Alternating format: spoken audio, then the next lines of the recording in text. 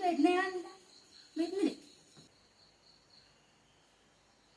എന്തിയമ്മേ ഈ കെട്ടുമാറപ്പോലെ എടുത്തിട്ട് ഏട്ടക്ക് പോന്നെ? ഞാൻ പോന്ന എനിക്കയ്യല്ല നിന്റെ അച്ഛന് കഴിഞ്ഞിടാനക്ക്. ഞാനെന്താക്കി? കാരണം പറഞ്ഞിട്ട് പോടുന്നു.